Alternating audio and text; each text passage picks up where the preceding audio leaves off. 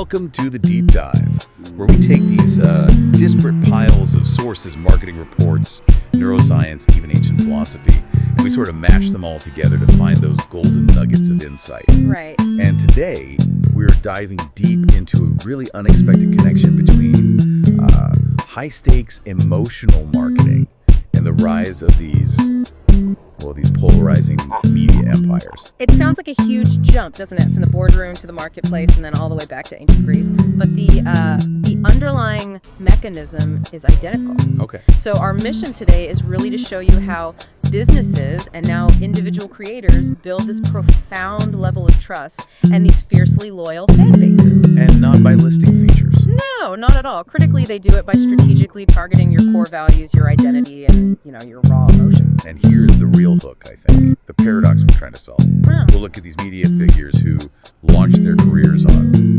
really controversial, boundary-pushing content. The shock jock model. Exactly, the shock jock.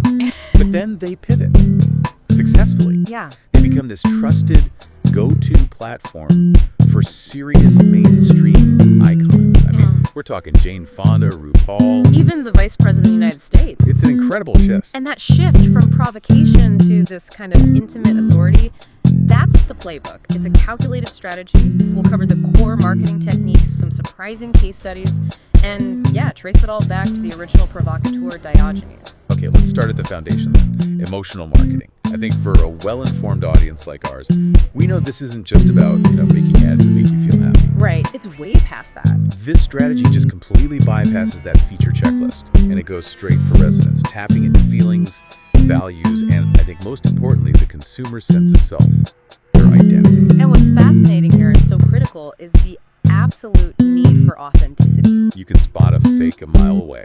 Instantly. Consumers are so adept at spotting manipulation now. So for this to work, the message has to align perfectly with the brand's actual ethical values, their actions. And when they pull that off? The perceived value, the value that goes beyond just the cost of materials, it goes up, exponentially. But I wonder, does that make the product itself secondary? I mean, if you focus so much on the emotional connection, isn't there a risk that people become loyal to the idea of the brand, not the quality of the shoe? That is the tightrope walk, and that's why smart marketers always talk about the balancing act. Emotion is essential to grab attention, to forge that deep connection, yes.